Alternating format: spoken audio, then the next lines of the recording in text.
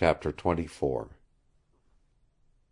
With the going of Black Roger also went the oppressive loneliness which had gripped Carrigan, and as he stood listening to the low voices outside, the undeniable truth came to him that he did not hate this man as he had wanted to hate him. He was a murderer and a scoundrel in another way, but he felt irresistibly the impulse to like him and to feel sorry for him.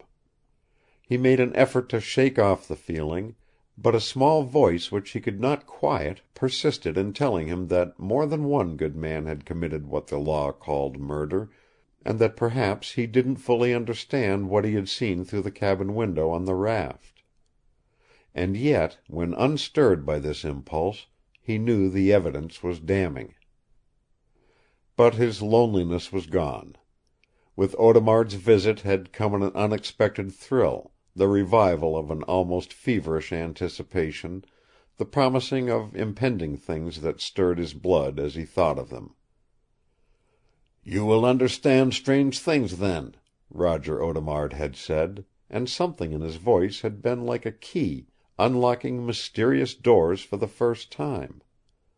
And then, "Wait as patiently as you can."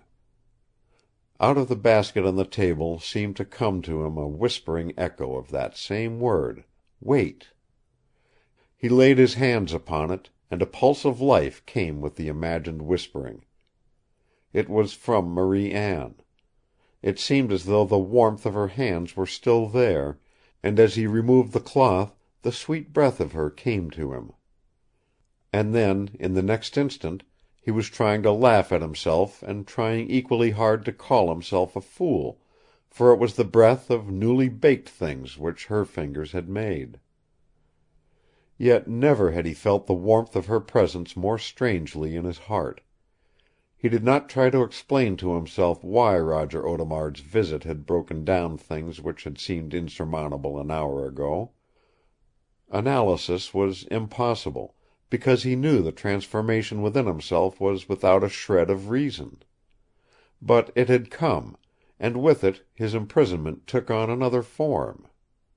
Where before there had been thought of escape and a scheming to jail Black Roger, there filled him now an intense desire to reach the Yellowknife and the Chateau Boulain. It was after midnight when he went to bed, and he was up with the early dawn. With the first break of day the bateau men were preparing their breakfast. David was glad. He was eager for the day's work to begin, and in that eagerness he pounded on the door and called out to Joe Clamart that he was ready for his breakfast with the rest of them, but that he wanted only hot coffee to go with what Black Roger had brought to him in the basket. That afternoon the bateau passed Fort McMurray, and before the sun was well down in the west Carrigan saw the green slopes of Thickwood Hills and the rising peaks of Birch Mountains. He laughed outright as he thought of Corporal Anderson and Constable Fraser at Fort McMurray, whose chief duty was to watch the big waterway. How their eyes would pop if they could see through the padlocked door of his prison! But he had no inclination to be discovered now. He wanted to go on, and with a growing exultation he saw there was no intention on the part of the bateau's crew to loiter on the way. There was no stop at noon, and the tie-up did not come until the last glow of day was darkening into the gloom of night in the sky. For 16 hours the bateau had traveled steadily, and it could not have made less than 60 miles as the river ran. The raft, David figured, had not traveled a third of the distance. The fact that the bateau's progress would bring him to Chateau Boulain many days, and perhaps weeks, before Black Roger and Marie Anne could arrive on the raft did not check his enthusiasm. It was this interval between their arrivals which held a great speculative promise for him.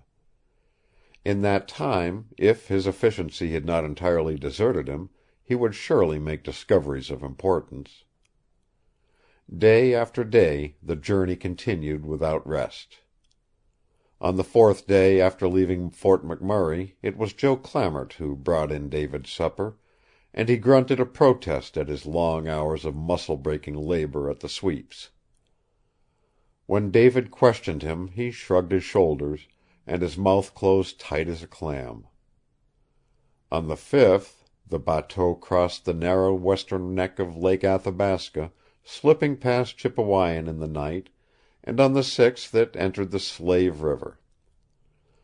It was the 14th day when the bateau entered Great Slave Lake, and the second night after that, as dusk gathered thickly between the forest walls of the Yellowknife, David knew that at last they had reached the mouth of the dark and mysterious stream which led to the still more mysterious domain of Black Roger Audemard.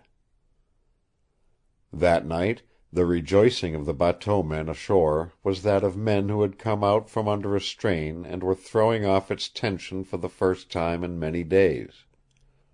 A great fire was built, and the men sang and laughed and shouted as they piled wood upon it.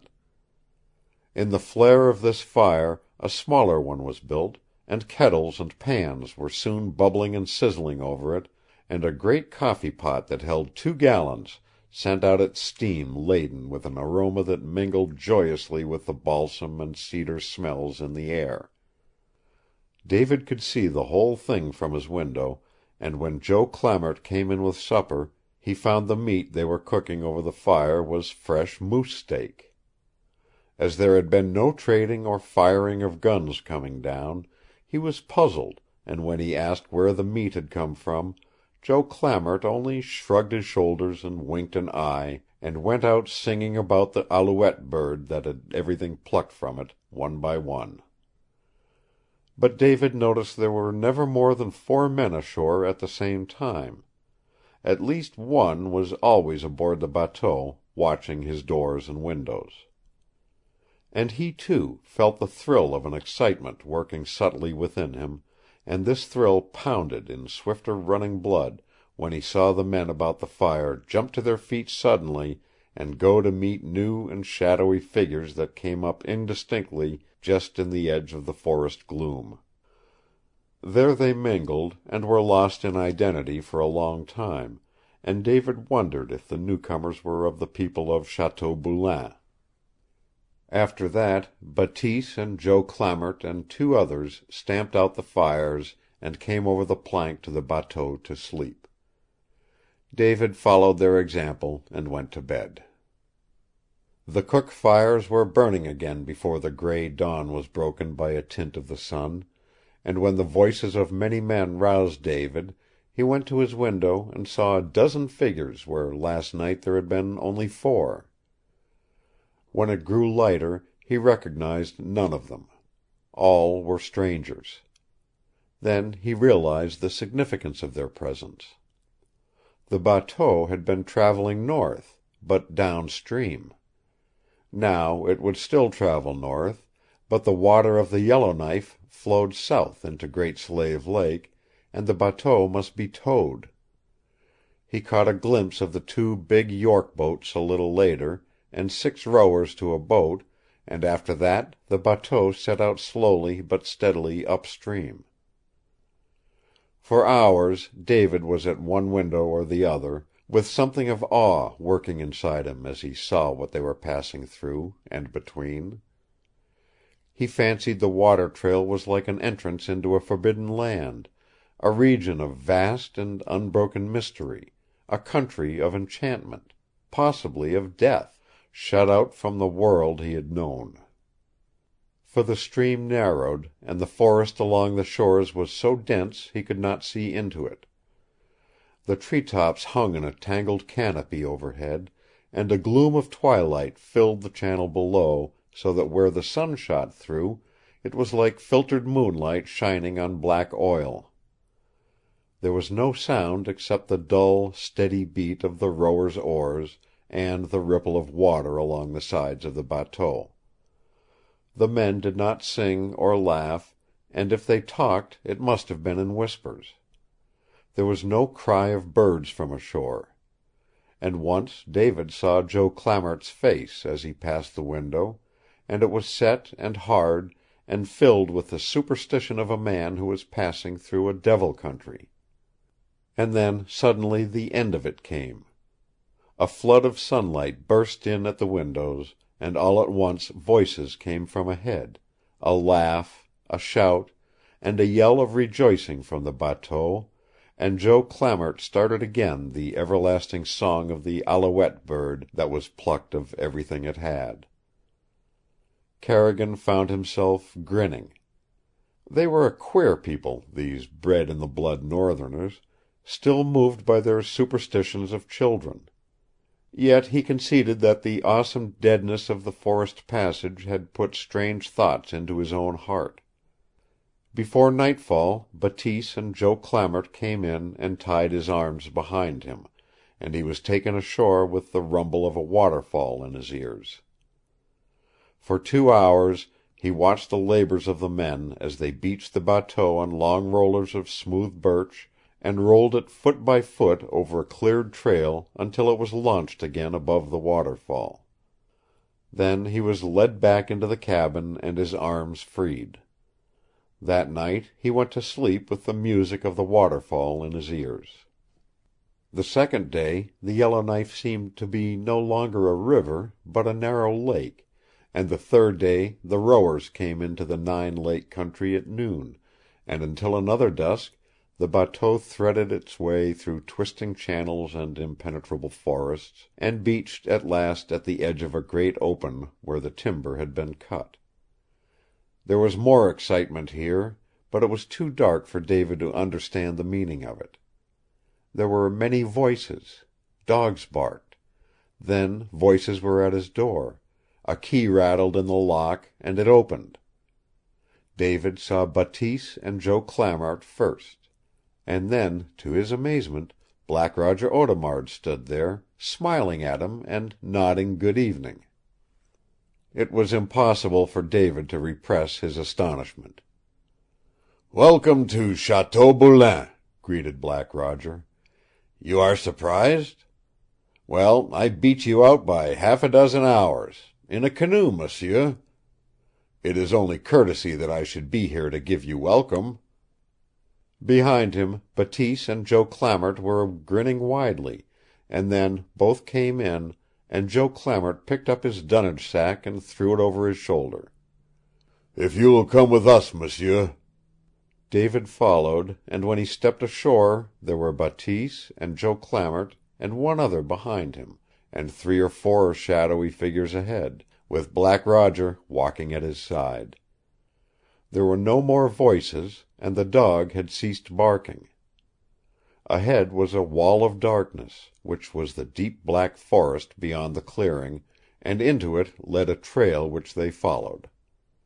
It was a path worn smooth by the travel of many feet, and for a mile not a star broke through the tree-tops overhead, nor did a flash of light break the utter chaos of the way but once, when Joe Clamart lighted his pipe. No one spoke. Even Black Roger was silent, and David found no word to say. At the end of the mile the trees began to open above their heads, and they soon came to the edge of the timber. In the darkness David caught his breath. Dead ahead, not a rifle shot away, was the Chateau Boulain. He knew it before Black Roger had said a word. He guessed it by the lighted windows, full a score of them, without a curtain drawn to shut out their illumination from the night. He could see nothing but these lights, yet they measured off a mighty place to be built of logs in the heart of a wilderness, and at his side he heard Black Roger chuckling in low exultation. "Our home, monsieur," he said. "Tomorrow, when you see it in the light of day, you will say it is the finest chateau in the north. All built of sweet cedar where birch is not used, so that even in the deep snows it gives us the perfume of springtime and flowers." David did not answer, and in a moment Audemard said, "Only on Christmas and New Year and at birthdays and wedding feasts is it lighted up like that. Tonight it is in your honor, Monsieur David." Again he laughed softly, and under his breath he added, And there is someone waiting for you there whom you will be surprised to see." David's heart gave a jump. There was meaning in Black Roger's words, and no double twist to what he meant.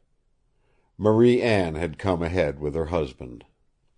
Now, as they passed on to the brilliantly lighted chateau, David made out the indistinct outlines of other buildings almost hidden in the out-creeping shadows of the forest edges, with now and then a ray of light to show people were in them. But there was a brooding silence over it all which made him wonder, for there was no voice, no bark of dog, not even the opening or closing of a door. As they drew nearer, he saw a great veranda reaching the length of the chateau, with screening to keep out the summer pests of mosquitoes and flies and the night-prowling insects attracted by light. Into this they went, up wide birch steps, and ahead of them was a door so heavy it looked like the postern gate of a castle. Black Roger opened it, and in a moment David stood beside him in a dimly lighted hall where the mounted heads of wild beasts looked down like startled things from the gloom of the walls. And then David heard the low, sweet notes of a piano coming to them very faintly. He looked at Black Roger. A smile was on the lips of the chateau master. His head was up, and his eyes glowed with pride and joy as the music came to him. He spoke no word, but laid a hand on David's arm and led him toward it, while Bateese and Joe Clamart remained standing at the entrance to the hall. David's feet trod in thick rugs of fur. He saw the dim luster of polished birch and cedar in the walls, and over his head the ceiling was rich and matched, as in the bateau cabin. They drew nearer to the music and came to a closed door. This Black Roger opened very quietly, as if anxious not to disturb the one who was playing. They entered, and David held his breath. It was a great room he stood in, 30 feet or more from end to end, and scarcely less in width, a room brilliant with light, sumptuous in its comfort, sweet with the perfume of wildflowers, and with a great black fireplace at the end of it, from over which there stared at him the glass eyes of a monster moose. Then he saw the figure at the piano, and something rose up quickly and choked him when his eyes told him it was not Marie Anne. It was a slim, beautiful figure in a soft and shimmering white gown, and its head was glowing gold in the lamplight. Roger Audemard spoke. "Carmin!" The woman at the piano turned about, a little startled at the unexpectedness of the voice, and then rose quickly to her feet, and David Carrigan found himself looking into the eyes of Carmin Fanchet. Never had he seen her more beautiful than in this moment, like an angel in her shimmering dress of white, her hair a radiant glory, her eyes wide and glowing, and as she looked at him, a smile coming to her red lips. Yes, she was smiling at him, this woman whose brother he had brought to the hangman, this woman who had stolen Black Roger from another. She knew him, he was sure of that. She knew him as the man who had believed her a criminal along with her brother, and who had fought to the last against her freedom. Yet from her lips and her eyes and her face the old hatred was gone. She was coming toward him slowly. She was reaching out her hand, and half blindly his own went out, and he felt the warmth of her fingers for a moment, and he heard her voice saying softly, "Welcome to Chateau Boulain, Monsieur Carrigan." He bowed and mumbled something, and Black Roger gently pressed his arm, drawing him back to the door. As he went, he saw again that Carmin Fanchet was very beautiful as she stood there, and that her lips were very red, but her face was white, whiter than he had ever seen the face of a woman before. As they went up a winding stair to the second floor, Roger Audemard said, "I am proud of my Carmin, M'sieu David. Would any other woman in the world have given her hand like that to the man who had helped to kill her brother? They stopped at another door. Black Roger opened it. There were lights within, and David knew it was to be his room. Audemard did not follow him inside, but there was a flashing humor in his eyes. "I say, is there another woman like her in the world, monsieur?" "What have you done to Marie Anne, your wife?" asked David. It was hard for him to get the words out. A terrible thing was gripping at his throat, and the clutch of it drew tighter as he saw the wild light in Black Roger's eyes. "Tomorrow you will know, monsieur. But not tonight. You must wait until tomorrow." He nodded and stepped back, and the door closed, and in the same instant came the harsh grating of a key in the lock. Chapter 24. Recording by Roger Moline.